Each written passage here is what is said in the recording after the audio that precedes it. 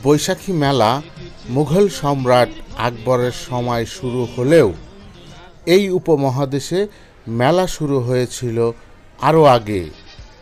ঠিক কবে কোথায় মেলার গোড়াপত্তন হয়েছিল তা জানা না গেলেও হিমালয়ের কোল ঘেঁষে হরিদ্বারে প্রায় 2000 বছর আগে প্রথম মেলা বসেছিল বলে বিশেষজ্ঞদের ধারণা। পরবর্তী সময়ে এ মেলার রেওয়াজ ইউরোপ ও ভারতবর্ষে ছড়িয়ে পড়ে।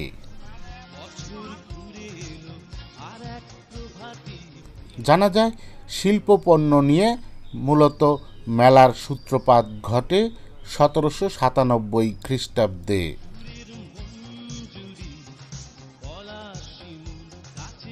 পরবর্তী সময়ে মেলার বিস্তৃতি ঘটে আমাদের লোকালয়ে, যা আমাদের সার্বজনীন সংস্কৃতির সঙ্গে জড়িত।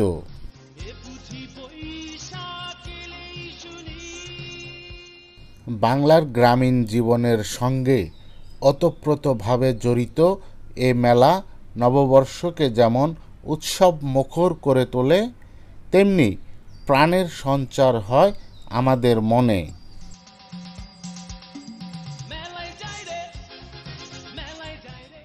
আসসালামু আলাইকুম friends, this is lucky from lucky third eye web channel. আজকে আমি এসেছি রমনা পার্কে। পয়লা বৈশাখ, সারা দেশের মানুষ পয়লা বৈশাখ উদযাপন পালন করছে, আমরাও আছি পয়লা বৈশাখ উদযাপনে। পয়লা বৈশাখ এমন একটি উৎসব যে এটি সার্বজনীন উৎসব। দেশের সকল সম্প্রদায়ের মানুষ একসঙ্গে এই উৎসবটি পালন করে, সার্বজনীন উৎসব। শুধু দেশে নয়, দেশের বাইরেও যুক্তরাষ্ট্র, যুক্তরাজ্য, কানাডা প্রবাসী বাঙালিরা এই উৎসবটি পালন করে থাকেন, পয়লা বৈশাখ পালন করে থাকেন প্রবাসেও। তো এই পয়লা বৈশাখের এখন রমনা পার্কে আছি, এরপর আমরা সরোয়ার্দী উদ্যানে যাব, তারপর টিএসসি যাব। তো থাকুন আপনি আমাদের সঙ্গে আর দেখতে থাকুন এই ভিডিওটি। বৈশাখ বঙ্গাব্দের প্রথম মাস। জানা যায় বিশাখা নামের নক্ষত্র থেকেই বৈশাখের নামকরণ করা হয়েছে। মোগল সম্রাট আকবর বাংলা সন প্রবর্তন করেন। মোগল আমলে বাংলার সামাজিক সংস্কৃতির অভূতপূর্ব উন্নতি হয়। সেই সময়ে বাংলা সর্বভারতীয় সংস্কৃতিতে একই সূত্রে গঠিত হয়। বাংলা সন বাঙালি জাতির একাত্মতা ও ঐক্যের সূচক হিসেবেও চিহ্নিত।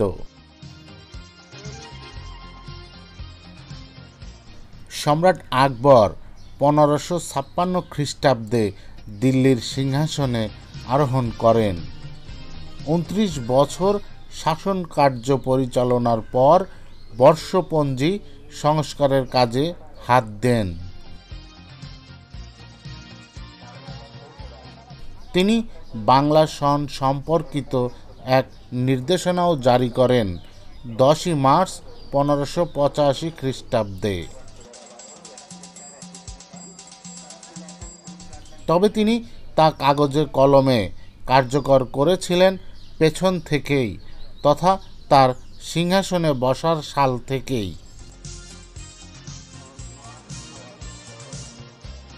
তিনি বাংলা সনকে বাঙালি জাতীয় চেতনায় উদ্বুদ্ধও করেন।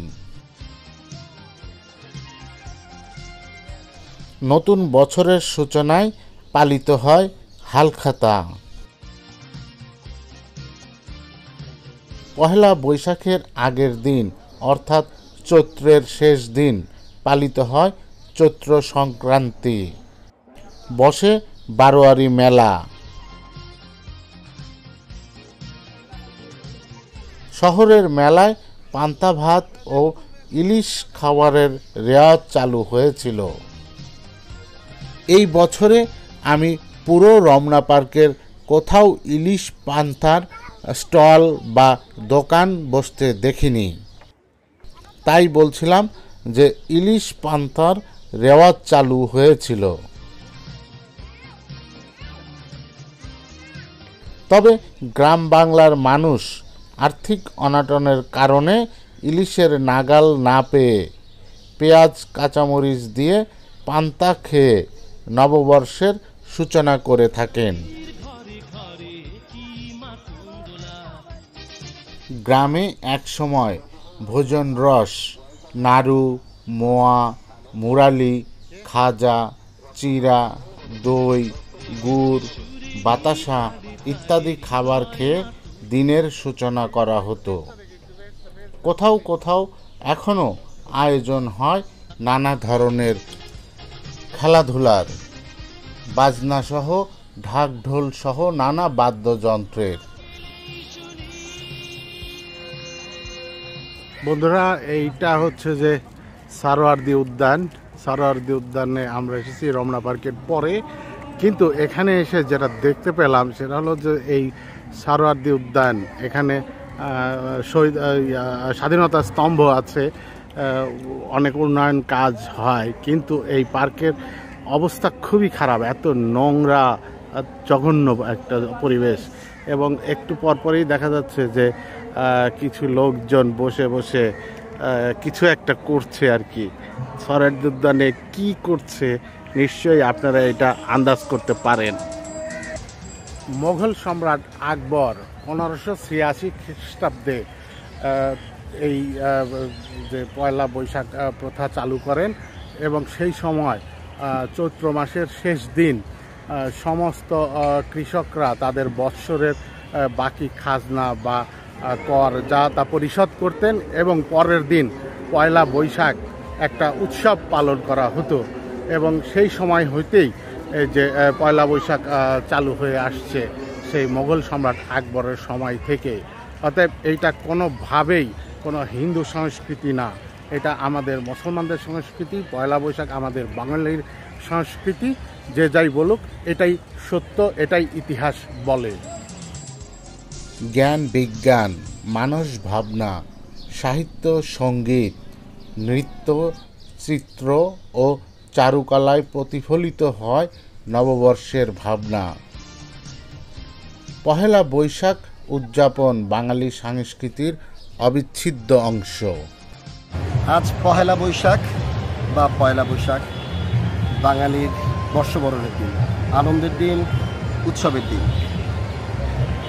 এই দিন উদযাপনের জন্য আমরা অধীর আগ্রহ নিয়ে পুরোটা বছর অপেক্ষা থাকি, কবে পয়লা বৈশাখ আসবে, কবে আমরা আনন্দে মুখরিত হব।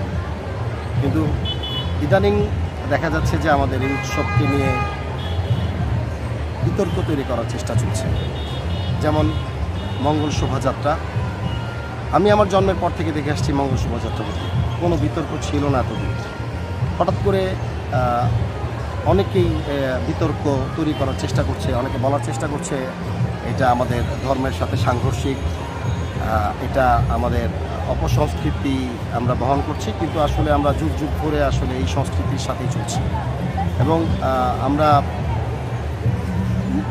মুসলমানরা যারা এই দেশ শত শত বছর আগে শাসন করেছে, তারাও কিন্তু এই উৎসবের সাথে শরীক হতো। তো আসলে এই বিতর্কে আমরা যাব না। আমরা মনে করি যে এটা অশুভ শক্তি আমাদের এই উৎসব মুখর পরিবেশটাকে, আনন্দটাকে বিনষ্ট করার চেষ্টা করছে। আমরা আমাদের যেই পূর্বের ধারাবাহিকতাই বজায় রাখবো, এই আশাবাদ ব্যক্ত করছি। বাংলা নববর্ষ বাঙালির জাতীয় জীবনের আবহমান সংস্কৃতির অংশ। আমাদের সংস্কৃতিতে প্রতি বছর পহেলা বৈশাখ নিয়ে আসে নতুনের বার্তা। জাতি ধর্ম নির্বিশেষে এ দিনটি বিশেষ অনাড়ম্বরের সঙ্গে উদযাপিত হয়ে থাকে।